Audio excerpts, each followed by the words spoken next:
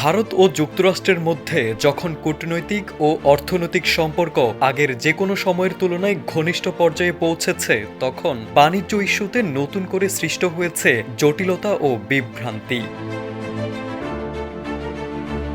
সম্প্রতি যুক্তরাষ্ট্রের president Donald ট্রাম্পের এক বক্তব্যকে ঘিরে শুরু হয়েছে তুমুল আলোচনা। দোহায় এক ব্যবসায়িক সম্মেলনে মার্কিন প্রেসিডেন্টের পক্ষ থেকে বলা হয়, ভারতের তরফ থেকে একটি প্রস্তাব দেওয়া হয়েছে যেখানে তারা যুক্তরাষ্ট্র থেকে আমদানি করা পণ্যের উপর আর কোনো শুল্ক আরোপ করবে না। বর্তমানে একটি বাণিজ্য চুক্তি নিয়ে আলোচনা চলছে।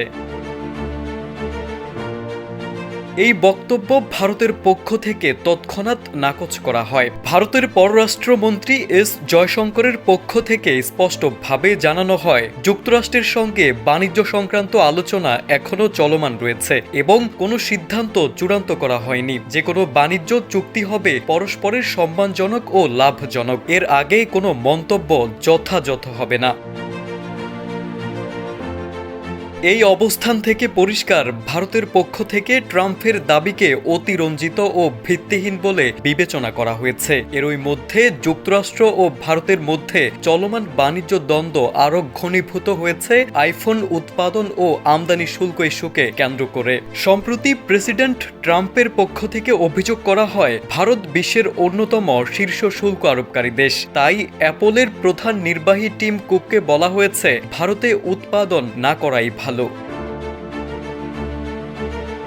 তবে অ্যাপল কর্তৃপক্ষের পক্ষ থেকে জানানো হয়েছে, চীনের উপর নির্ভরতা কমাতে আইফোন উৎপাদনের বড় অংশ ভারতের বিভিন্ন কারখানায় স্থানান্তর করা হচ্ছে। এছাড়া আইপ্যাড ও অ্যাপল ওয়াচের উৎপাদন ভিয়েতনামে সরিয়ে নেওয়ার পরিকল্পনাও জানানো হয়েছে।